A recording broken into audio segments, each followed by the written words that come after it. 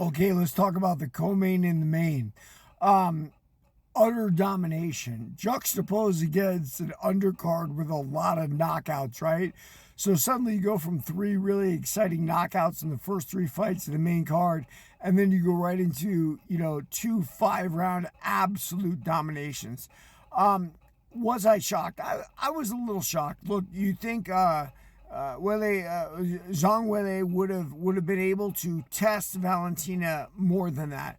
But one of the things about Valentina, and they say this, I think, without saying it, she's a very intelligent fighter. She's not just complete. She learns from her mistakes and she comes back and she corrects them. I mean, that's what she did against Grasso.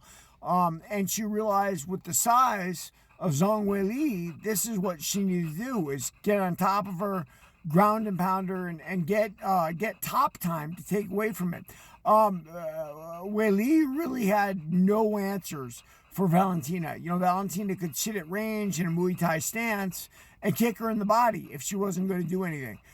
So darting in and out, sometimes when you're a smaller fighter, can be very effective, right? If you got the speed on your side and all that. But there was none of that, right? Like, it didn't matter how fast she was. Valentina was bigger. Valentina was patient. Valentina waited her come in, chopped her up, took her down, and then just, smashed her on the ground. Jack Della Magdalena wasn't so different with Islam.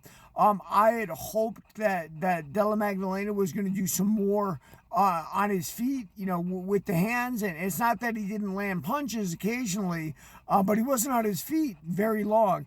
And they kept talking about footwork. And of course, when you're talking about the takedown or you're talking about any aspect of fighting, the footwork is indeed very important. However, it's a lot easier said than done just telling somebody, move your feet, move your feet. Well, at the end of the day, when you want to punch with power, you got to plant yourself. You got to plant yourself and you got to tee off. And that's what Magdalena did. And as soon as he planted himself, Islam would take him down one way or the other. He just didn't make a difference. I will say, Magdalena impressed me a lot with his submission defense on the ground. He obviously worked it a lot. That was obviously Craig Jones, as Rogan pointed out.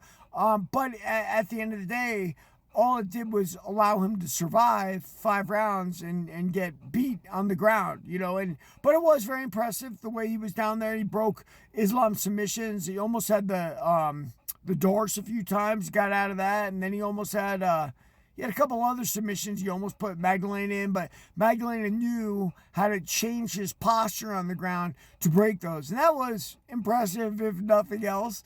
I think Magdalena's got a career now. Islam has got these monsters at welterweight now, right? He's got Morales, he's got Prates, and that's going to be fun. I don't think Prates has much of a chance. We saw that in the first round with Leon Edwards, but Morales might have a chance. It'd be fun. Everybody like and follow for more on the Fight Game.